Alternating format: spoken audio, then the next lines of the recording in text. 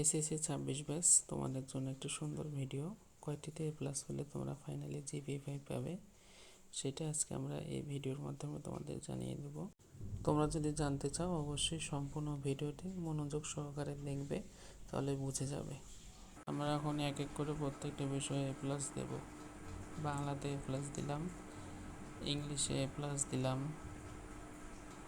ম্যাথে এ প্লাস দিলাম, হিন্দু ধর্মে এ প্লাস দিলাম, তারপর ইনফরমেশন অ্যান্ড টেকনোলজিতে এ প্লাস, বাংলাদেশ বিশ্ব পরিচয় এ প্লাস দিলাম, তারপর এখানে ফিজিক্সে এ প্লাস দেব, ফিজিক্সে এ প্লাস, তারপর দেখো এখানে আমরা যদি এখন দেখি কয়টাতে এ প্লাস দিলাম, 1টা 2টা 3টা 4টা 5টা 6টা 7টাতে আমরা এ প্লাস দিয়েছি। ঠিক আছে,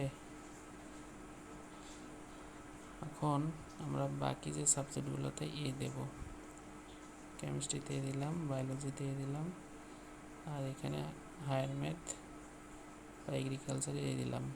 ফাইনালি আমাদের কিন্তু এ প্লাস চলে আসলো।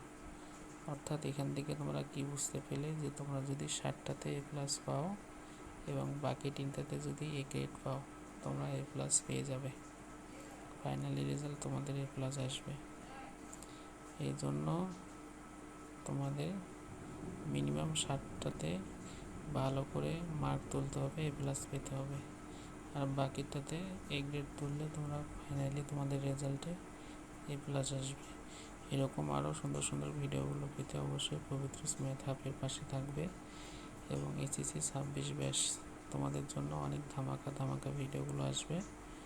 অবশ্যই তোমরা পবিত্র ম্যাথ হাবের সাথে থাকবে। আজকে তোমাদের আমরা প্রমাণ সহকারে দেখিয়ে দিলাম যে কীভাবে আমাদের মার্কগুলো কাউন্ট হয়ে থাকে এবং ফাইনালি রেজাল্ট তৈরি হয়ে থাকে। ঠিক আছে, সবাই ভালো থাকবে।